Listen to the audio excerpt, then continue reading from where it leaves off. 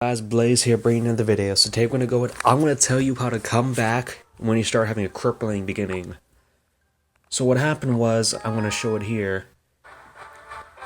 It's very difficult to come back when it start off like as harsh of a loss at the beginning as I did. So let me show you what happened. Speed it up a bit. So we had a little elixir storing time where started having a large amount of troops like being stored up. It was very, very difficult for me to go ahead and counter all this. So what I needed to do was put splash damage earlier in the beginning, but he already is countering my troops, and I already had set him up. So what's really made me struggle at the beginning is the fact that I didn't have enough splash damage to take on the mass amount of troops. Because you notice like the minions and the witch, like they aren't to see all that tough a troop individually. But if you let them swarm, you only take on like single melee fighters, as I'll try to explain in a couple of videos. They're gonna go ahead and it's very tough to counter them, because they have so many numbers that those overwhelm any bigger troops. So here I started countering back. As you can see, the barbarians are deployed, and I went ahead and tried to counter barbarians. Like a lot of us countering each other's like troops and trying to make sure that we minimized our losses. So I went ahead and I was trying to make a push against him, because the fact that if I didn't, then I was going to lose pretty fast, because already a minute and about 17 seconds were passed up and I had to make a move.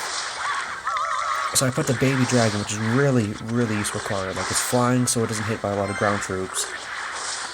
And it can counter quite a few of the like smaller troops both in the air and on the ground. Yeah, so here, I was trying to charge up for another attack. So in order to go ahead and really take a tower, you have to have a large attack in order to like finish it off and like have a really good push. Like here deployed a goblin on my side of the field, which is both a good and a bad move, except for the fact I already deployed a giant, which took it out pretty fast. So I pretty much wasted his elixir. So I tried to prepare for a push, so that way, because I knew that he was going to go ahead and counter my giant, so I had to be ready for his counter. It was kind of counter to counter. So after losing, like I knew I had to take at least one crown tower, so I was just pushing as hard as I could with what I had. Using a variety of small troops and large troops, like the baby dragon, go ahead and counter all, because I could tell he was using a lot of splash damage troops, so the baby dragon was very useful.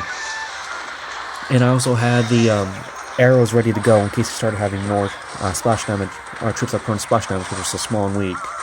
I had a bomber going in to take on like any skeletons, the witch spawns, and all that. So pretty much, even though I lost so much, I already knew how to counter the opponent. Because even though that I ended up losing I lost my first tower in about a minute, not even that. But the reason I was able to win is because I started correctly identifying, hey, this player specializes in small troops. I better go ahead and get my splash damage troops out to support like the giants and bigger troops. So if I didn't, then I was going to go ahead and have them overwhelmed. So simply put, you have to learn quite a bit in order to go ahead and counter people very effectively. Because what happened was that I didn't realize right off the bat that there was so much like smaller troops that could overwhelm my larger ones. So I had to have like some of the splash damage troops take on the smaller ones. And if I didn't learn that really fast, I would have lost instantly, like I was already losing before. Because I could tell he was using larger groups, so if I didn't have splash damage, then it would have been all my larger troops would have been overwhelmed because of sheer numbers. And overall, it's not just about the fact that you have a rough start. You have to look at the fact that, hey, I learned this much in this amount of time.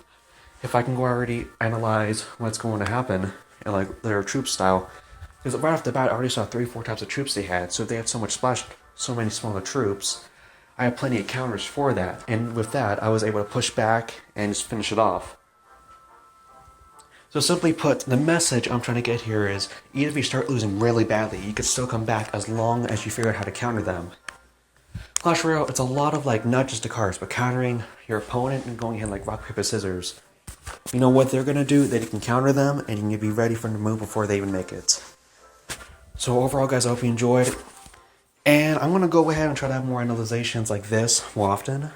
And hopefully you learn from my mistakes and from my successes.